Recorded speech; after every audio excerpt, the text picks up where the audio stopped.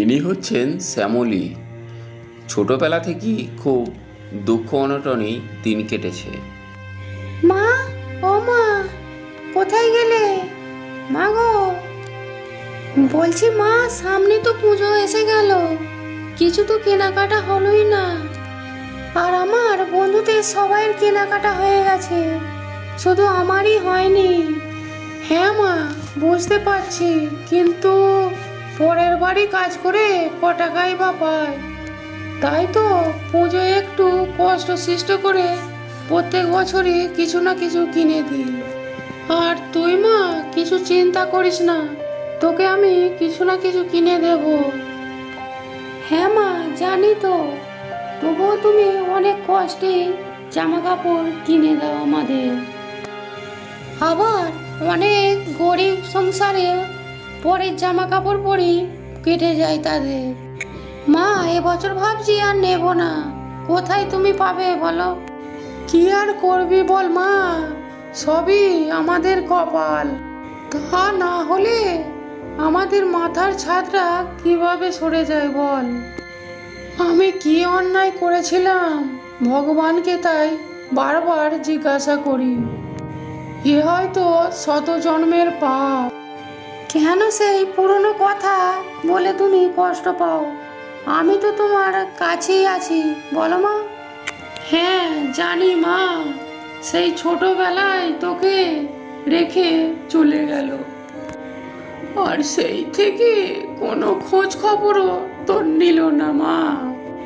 আর তোকে নিয়ে লোকের বাড়িতে কাজের জন্য কত ঘুরেছি, কিন্তু কেউ একটা কাজ দিল না। আর সবাই পয়সা দিল, কিন্তু কেউ কাজ একটু দিল না। মা, পুরনো সেই কথা আমি আর বলবো না, তুমি এইসব পুরনো কথা সব বন্ধ করো। আর মা, আমি স্কুলে গেলাম, তুমিও ভালো করে যেও কাজে। আর পুজোয় রাস্তাঘাট খুব জ্যাম, তুমি অটোয় চলে যেও। আচ্ছা ঠিক আছে মা, তোকে আর অত গিন্নিপনা করতে হবে না, তুই ভালো করে যাস। এরপর শ্যামলী স্কুলে চলে যায়, আর তার মা কাজের সন্ধানে সেও বেরিয়ে পড়ে। আর তারপরই রাস্তায় দোকানদার রমা কাকার সঙ্গে দেখা হলো তার মায়ের।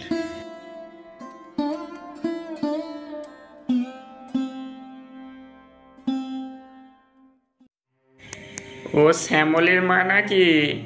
এদিকে একবার আসো তো, তোমার সঙ্গে একটু খুব জরুরি কথা আছে। বলি, সেই পুরনো মালপত্রের কিছু দাম বাকি আছে, সেগুলো দিতে হবে তো। বলছি দাদা, আর কদিন সময় দিন, আমি আপনার সব টাকা দিয়ে দেব। এই বলে তো অনেক দিনই কেটে গেল, এরপর পূজায় আর কোনো মালপত্র দিতে পারবো না আমি। আর তুমি টাকা না দিলে অন্য রাস্তা দেখতে হবে। সত্যি শ্যামলীর মা, তুমি ধার নেবার সময় নিলে আর দেবার সময় হয়ে গেল। বলছি দাদা, আর কদিন সময় দিন, এই মাসের টাকা পেলেই আমি সব দিয়ে দেব। আর এই বলে শ্যামলীর মা চলে যায় সেখান থেকে বাবুর বাড়ি কাজে।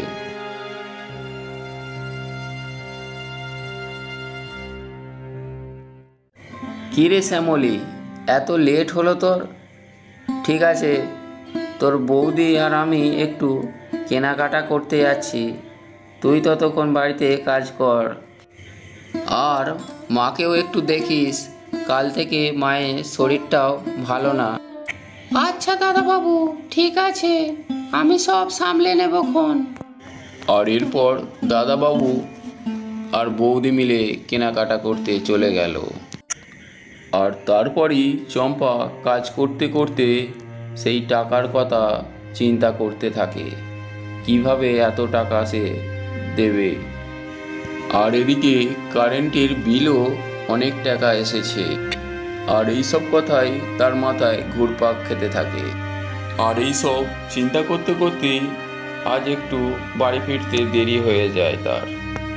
আর মেয়েটাকেও তো কিছু দেয়া হলো না, সে এই কথাই চিন্তা করে। মা তো এত লেট করে না, আর এত রাত হয়ে গেল, এখনো পর্যন্ত কি করছে মা?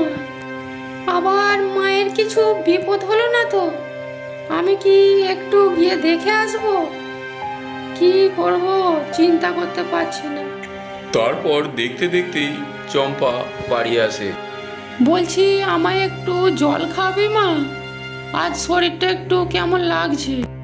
এই কথা শুনে শ্যামলী জল আনতে চলে যায় মায়ের জন্য।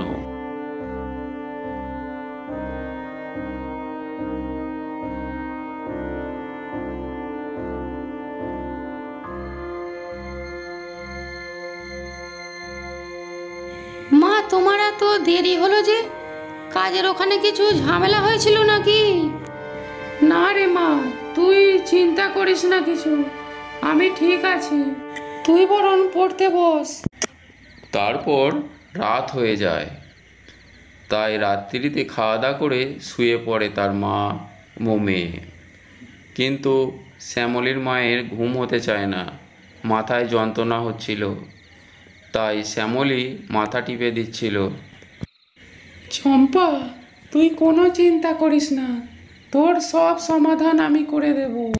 কাল সকালে তোর দেখবি নতুন সকাল শুরু হয়েছে, তুই আর গরিব থাকবি না, এই বলে দিলুম। মা, ও মা, তোমার কি হয়েছে বলো তো? সকাল হয়ে গেছে তো, উঠবে তো? আর এই কদিনই দেখছি তুমি একটু যেন কেমন হয়ে গেছো, কিছুই বুঝতে পারছি না আমি। এরপর বাইরে থেকে যেন কেউ ডাকছিল, তাই তার মা বাইরের দিকে গেল।